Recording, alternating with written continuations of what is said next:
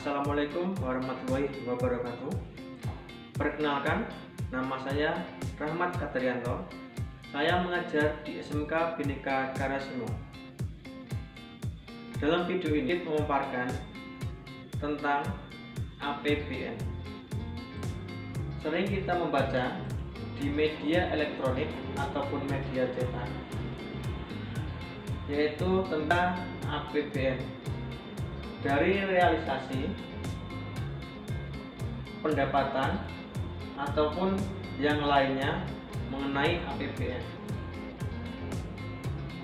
Dari berita tadi sering kita membaca, tapi kita belum mengetahui sepenuhnya tentang APBN itu sendiri. Di sini saya akan memaparkan APBN. Yang pertama yaitu dari pengertian APBN, kemudian unsur-unsur APBN. Yang pertama yaitu unsur pendapatan,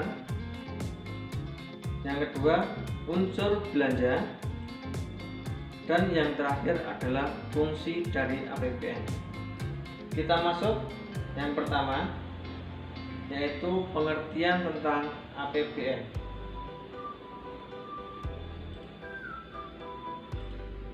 APBN atau Anggaran Pendapatan Belanja Negara adalah rencana keuangan tahunan pemerintah negara yang disetujui oleh Dewan Perwakilan Rakyat atau DPR.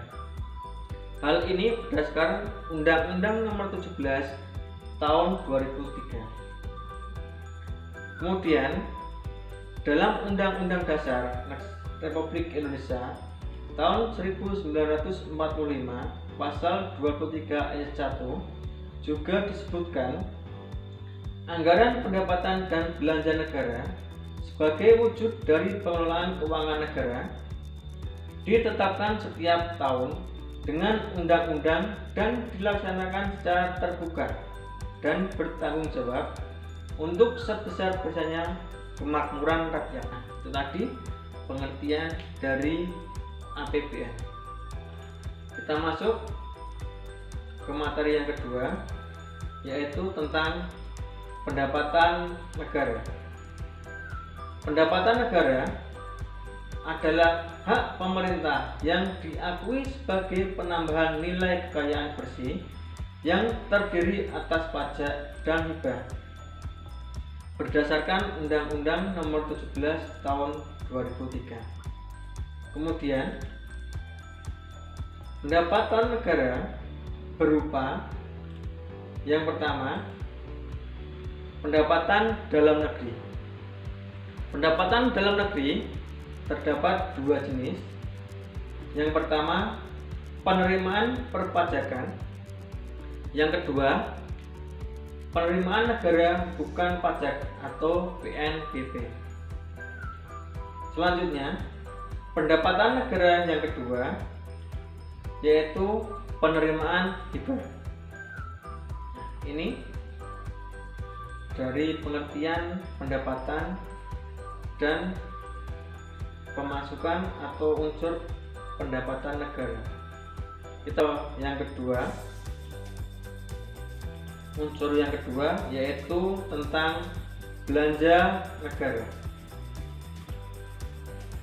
Belanja negara adalah kewajiban pemerintah yang diakui sebagai pengurangan nilai kekayaan. Hal ini berdasarkan Undang-Undang Nomor 17 Tahun 2003. Belanja negara berupa yang pertama yaitu belanja pemerintah pusat, yang meliputi yang pertama belanja pegawai, yang kedua belanja barang, yang ketiga belanja modal.